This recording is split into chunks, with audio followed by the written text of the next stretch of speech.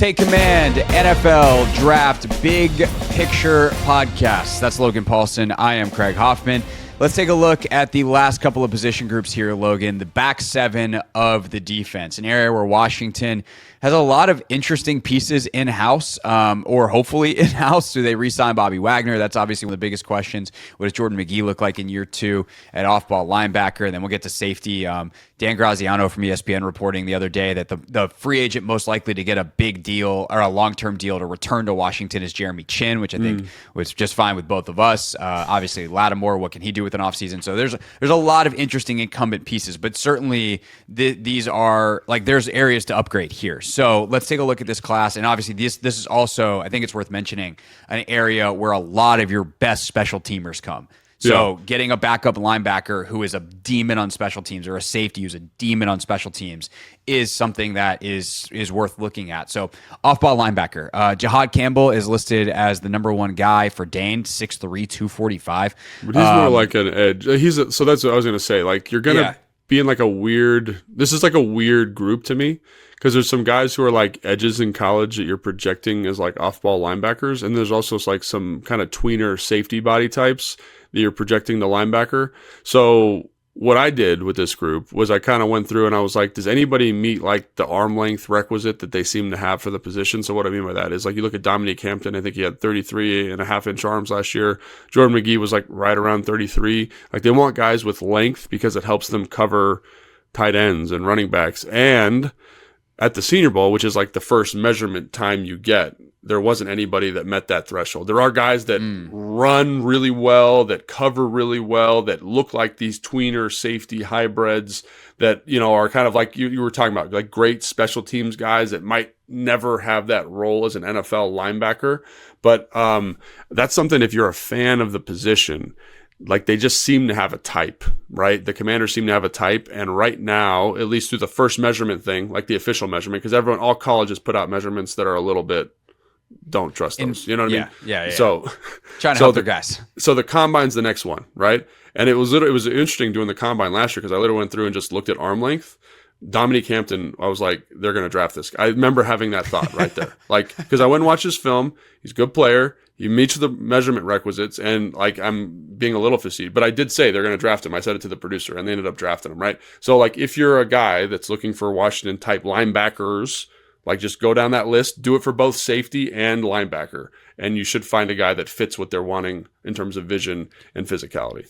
For sure. And so that I'm glad you brought that up in terms of the kind of different body types. And Dane actually says in his write-up for Campbell, the one guy he's got a first-round grade on, to say like doesn't have top-tier instincts as an off-ball player, sideline-to-sideline speed, and explosiveness lead to production. But some teams have him as part of their edge rusher stack. Yeah. And that could be either a feature or a bug. Like, are you looking for a Bobby Wagner type or are you looking for a Frankie Luvu type?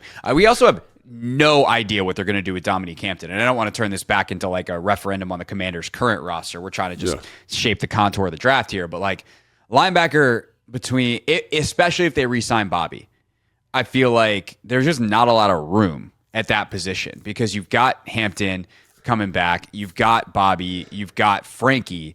It feels like you need, I guess McGee, and you have McGee. So McGee kind of can back up Bobby. Who knows what Hampton is? Yeah. And then do they try to get someone else that's kind of that hybrid edge, whatever type of role? So yeah, man, it's an interesting position for Washington, but also for the draft because I think we've also seen I wonder what Zach Bond does to the linebacker group this year, right? Yeah. Like if you're looking at, this guy played edge in college. Well, let's watch what he does in the drills at the combine. Is there a guy that all of a sudden looks really good moving backwards that you're like, because we know how these teams are. There's an arrogance, and I'm going to use that word, arrogance to NFL evaluators and front office types. They're like, I can find the next one. And part of that is confidence. That's how they get where they are. And some of it is very earned. They're very good at their jobs. But there's also an arrogance to think that you can repeat what is one of the most unlikely stories in NFL history of converting mediocre to replacement level edge guy into an all-pro off the ball linebacker. That said, Yeah. it's probably worth chasing because, oh my God, look what Zach Bond did to that defense. Look what Fred Warner's meant to San Francisco's defense. Look what Bobby meant to Seattle's defense for all those years where he was elite in coverage before he kind of lost the half step. And he's still obviously a second team All-Pro player in Washington last season. So is there anybody that kind of stands out as potential to have that where you're like, I want to see how this guy performs in drills at the combine because maybe he's got the movement skills to be an off-ball guy? Well, that was the thing is like, going through the Senior Bowl, like, again, like it's guys that are down the list. You're talking like 4th, 5th round guys. There was one guy there that might have been like a 3rd round guy potentially. But the thing that sticks out to me about these different groups is that, like, for example, like, Eugene Asante from Auburn, he's like 6'1", he's like 220. He's got like 31 and a half inch arms. So not like a big guy, but can absolutely rip to the football, right? So like when you look at Zach Bond, like he's got the length, he's got the instincts. Like I always like for linebacker, I'm really like conscientious of like coverage skills, right? And so like in one-on-ones, that guy's going to crush at the Senior Bowl, for example, right? The problem is like, how do you take on offensive linemen, right? Because we talk about the Commanders' run defense. Like one of the things as a linebacker you need to do is take on offensive linemen. And that's where that length also comes up. So like that's the thing that's hard for me to negotiate here is like, yeah, is that guy going to be a good coverage player? Sure. Is like the player you just talked about, Campbell, is he going to be a good rush end? Probably. But finding that off-ball player is it's so hard. It's like, to me, outside of quarterback, it's probably one of the hardest positions to evaluate because you need a certain size, need a certain speed, you need a certain instinct, kind of like that quarterback instinct, that leadership. And so that's where it's like, it's extremely hard. It's extremely hard to kind of find these guys like Jeffrey Bassa from Oregon, looks the part, right? But again, lacks ideal length, can cover, can move, can get downhill, but gets eaten up by offensive linemen. So like, how does that, if he's getting eaten up by offensive linemen at the Senior Bowl, despite all the other good stuff that he did, is he tenable in this defense? And they do ask Bobby to fit runs. They ask Frankie to fit runs. Yeah. They ask the safeties to fit runs. And so they're not like, that was the one thing I will say watching Philly is Zach Bond fits runs, but they insulate him a little bit. Here it's a little bit less insulated. You got to fit the run. So again, once we get arm lengths for these guys and 40 times, it'll be easier, I think, to pin down some people that we feel good about. But I've always felt like linebacker is tough. But I think if we're putting this in the context of the Commanders, you want a guy that's developmental, that fits a mold, that can be a good football player, and I think could develop into a starter is my goal always when I'm doing these evaluations. It's just hard right now because, again, like the number one linebacker at the Senior Bowl was Demarius Knight from South Carolina. And he's got the measurements, but he's also 247. So he kind of plays edge stand-up linebacker, but can he survive from a coverage standpoint as a stand-up linebacker? Like, I don't think so. Like, he can run downhill, he'll chin a guard, but that's where linebacker is such a crapshoot, in my opinion, because it's like you need someone who can do all of these things well to be successful at the NFL level. Right. All right, the safety position. Interesting group. There's definitely a couple of guys here that are interesting. A couple of different body types, some smaller, faster guys. They've also, the kid out of South Carolina, Nick Amanawari, he's 6'3", 225, so he's huge. Malachi Starks, probably the top of the class out of Georgia, at least on Dane's list. He's at 14. What do you like, not like about the safety class? Yeah, I like Malachi Starks a lot. I mean, I think he's the guy that kind of embodies what it means to be a modern safety, and that's why he's probably going at 14. And what I mean by that is he can play coverage, he can play zone, play 2, play 3, play post, but he can also match up with a receiver in a one-on-one situation. Like he's 6'1", like 205, right? And like that's exactly what you want. And there's a reason that that's going to be really valued in this draft. And so I am going to be perfectly honest, my DB process has not really gotten in a full swing yet, but I do think like you talked about linebackers being good special teams players, safeties also good special teams players. Think again here, because of the way the NFL is trending, you got to think coverage. Like it's so fun to watch the kid from, what was his name? He's from South Carolina. Is that where he's from? The big safety? Yeah. It's so fun to watch his tape. Yeah. His name is Nick Amanawari. It's so fun to watch him because he's blowing people up. He's running people down, but he's going to have a different role in the NFL than he has in college because he's a little stiff, has a hard time matching up in man-to-man situations. He's kind of like Jeremy Chin. You want him to be like a box player. And so like when you're looking at safeties, you almost got to look for like just big athletic corners almost. You know what I'm saying? Because of the coverage elements that are now reflected in that position. That's why Quan Martin is such a kind of, to me, a great find there, because he's a guy that played nickel. He played corner, played outside corner in college at Illinois. And now at safety, he can play the post. He can fit the run. He can match up in man-to-man situations. And that's why, to me, just like linebacker is hard to find, like these kind of linebackers in between, safeties in between, like with corners, you're looking for coverage skills, coverage movement skills, right? Here at safety and linebacker, you're looking for people that can fit runs, make tackles, match up in coverage, have zone instincts, right? All those things. And that's why I think these evaluations, as you move away from the ball, become a little bit more difficult, especially vertically up the spine of the defense. For sure. And I think the other thing it's about safety is, and I'm just thinking of some very silly comments that I got throughout the year, is like you have to have some speed here, and you have to have ball skills, because there was a lot of people that were like, move Benjamin St. Juste to safety. And I'm like, right. Huh? The guy who's not slow or too slow, not physical enough, and doesn't have any ball skills, you want to go play safety just because he's not good enough playing coverage at corner? No. To me, it's the physicality. Like, I think you could probably get away with him playing safety from like a movement standpoint, but it's like you got to tackle. And one of the things he doesn't do extremely well is tackle. Yeah, you got to be able to fit a run. Yeah. You have to get in there.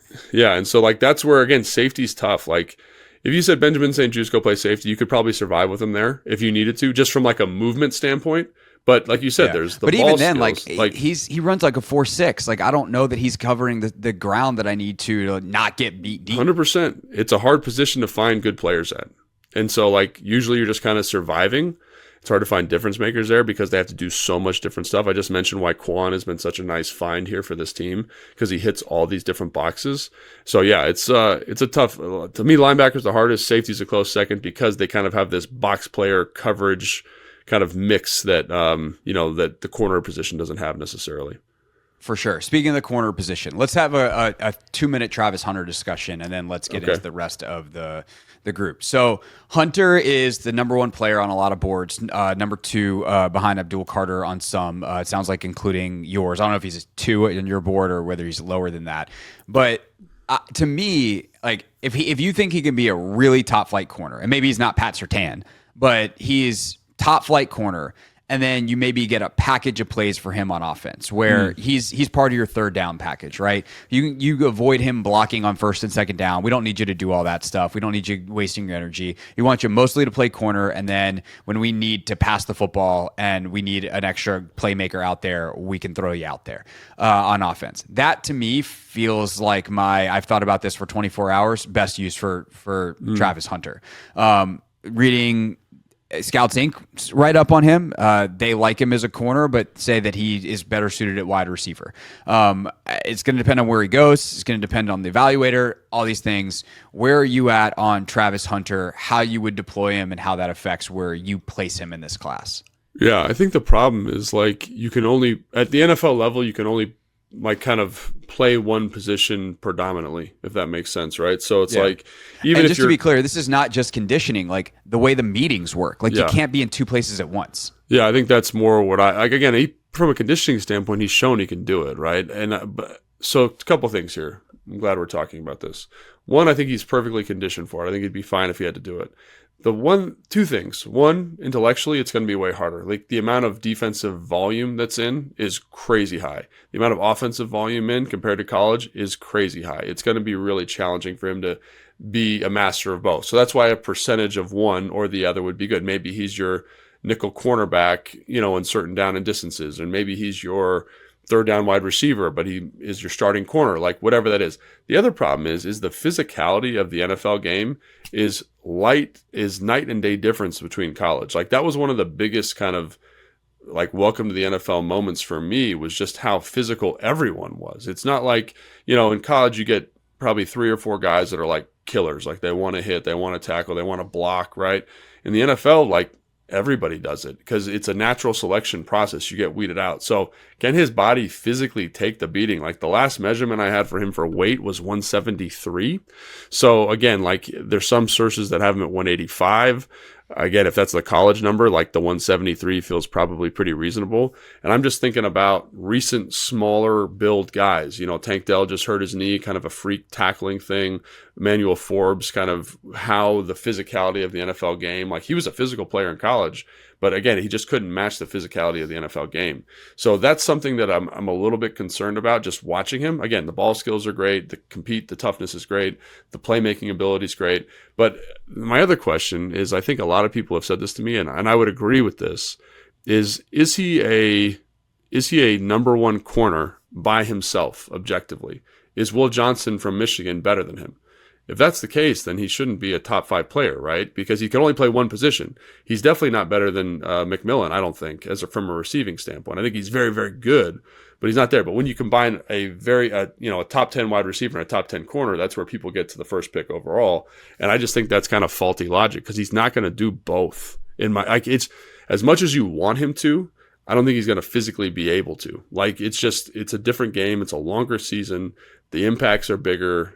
You got to tackle more as a corner here, right? You can't just be a strictly coverage player. And he's not afraid to tackle. I'm not trying to say that about him, but I just think but each tackle hurts a lot more. Yeah, and they make you do it more, right? Because that's what offenses are designed to do, designed to get the ball to the corner because they're the worst tackling player on the field.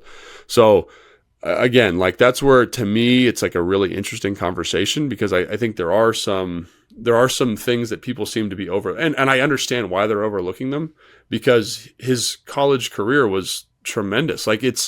It's crazy watching film of him, watching defensive film and then just clicking over the offensive film and being like, oh, you're really, really good at both of these things. It's incredible. And it's almost overwhelming how good he is at it.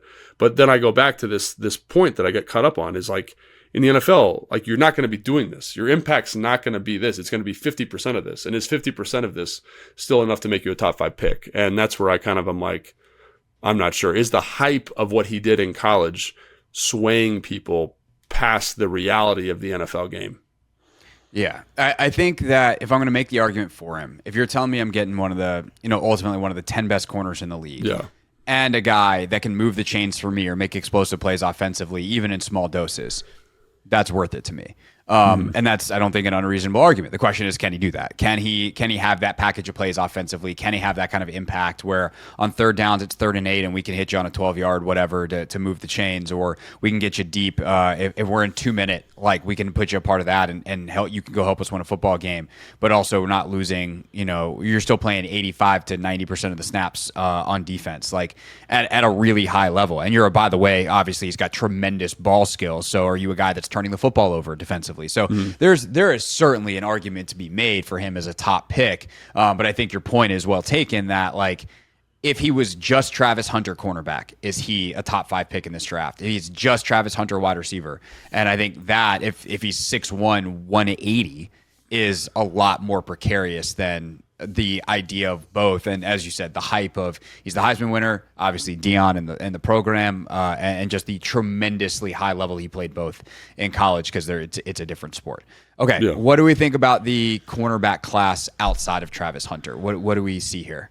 It's interesting. I kind of am there's Travis Hunter, Will Johnson on the top of most boards. Will Johnson only played I want to say, I don't remember off the top of my head, 3 games this year because of an injury, but was very, very good the year prior. There's some questions about his speed, and then it gets a little bit up in the air, but I do think that there are some good football players like Maxwell Harrison from Kentucky. Had a great week at the Senior Bowl. His film's fun to watch. He's very competitive at the catch point. Azareye'h Thomas, I think, is one of the better man players I've seen, in person. He was at the Senior Bowl. You got Darren Porter, who's the 200-meter champion from Iowa State. He's 6'4", 200. I think he's actually measured in at 6'3" and 195. But you've got different body types. You got different speeds.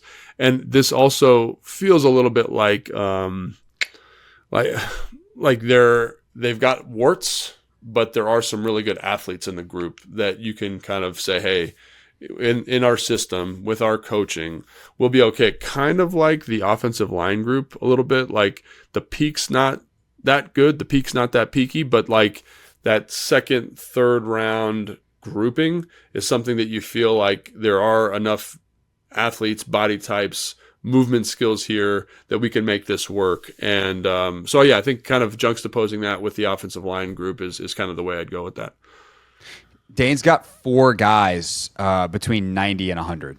Noel Williams, Trey Amos, Kobe Bryant, and then Darian Porter. So it tells you, like those are all good football players. Yeah. Yeah. And so obviously Luke McCaffrey, I think, was picked 99 last year. So kind of that end of the 3rd round. So exactly what you're talking about. And again, I feel like I've said this 5 times in this podcast. Remember, the Commanders' 3rd round pick is earlier this year. They traded away their natural 3rd round selection to New Orleans in the Lattimore deal. They have Miami's, courtesy of the Jahan Dotson deal that Philly had previously acquired it from Miami. So definitely an interesting group, definitely a position I feel like they'll address. And I think also if you think about the guys they brought in, like Sainer still is on some level an outlier. He was such an alpha and such a leader, and his ball skills and everything were so unique that like he gets put, and also I think they imagine him as a nickel. He's a smaller guy.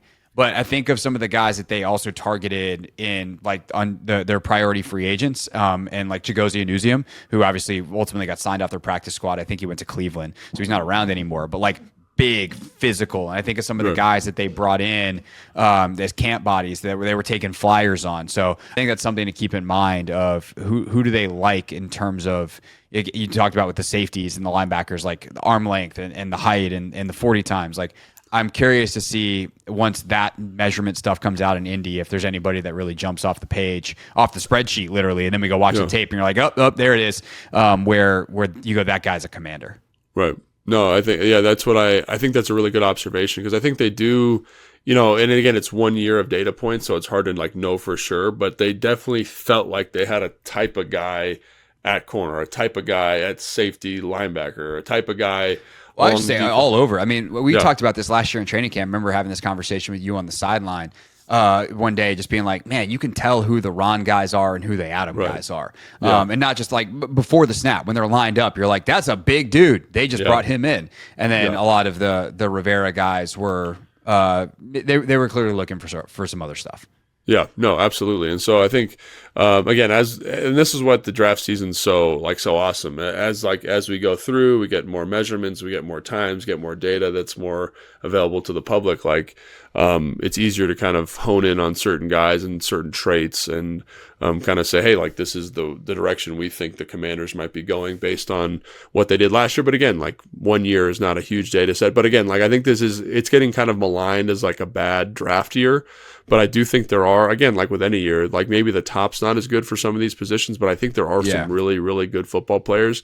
And this is where the college scouting, the advanced scouting, just the scouting part in general, does such a great job of saying like, this is the guy we want. And so this is like one of those things where you talk about, just as an example, like the New England Patriots going to the draft with 50 guys on their draft board. It's because they've honed it down so acutely to say, these are the people that we're targeting, right? We're not looking at 300 guys. We've cut all this fat off. We're looking at these 50 guys. And I think that's one of the benefits of having a full-time GM, a guy that can kind of distill all this information and say, this is what we're looking for at each position. Yeah, no doubt about it.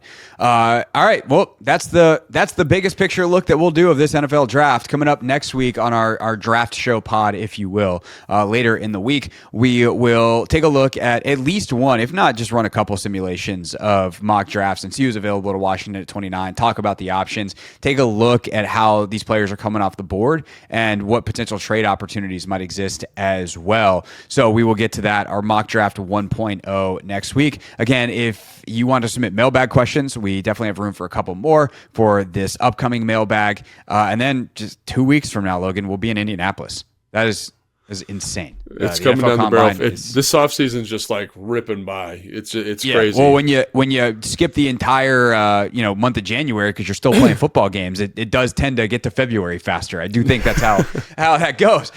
So yeah, man, it's crazy. And then we get home from Indy and it's like, oh, we better do some free agent previews because free agency starts like next week. So it's coming fast, it's coming furious, and who knows, there could be news on them re-signing guys here too as well. So we will get to that as we go. But again, You can submit your mailbag questions on Instagram, via email, hoffmanshow.com, all the other places that we're at on social media. And we will answer them on Tuesday next week. So we'll see you then. Thanks for watching and listening. Subscribe if you are not already. Leave a nice comment. And if you don't have anything nice to say, then remember what your mama told you about not having anything nice to say and not saying anything at all. All right, that's Logan. I'm Craig. We're done talking now. Goodbye.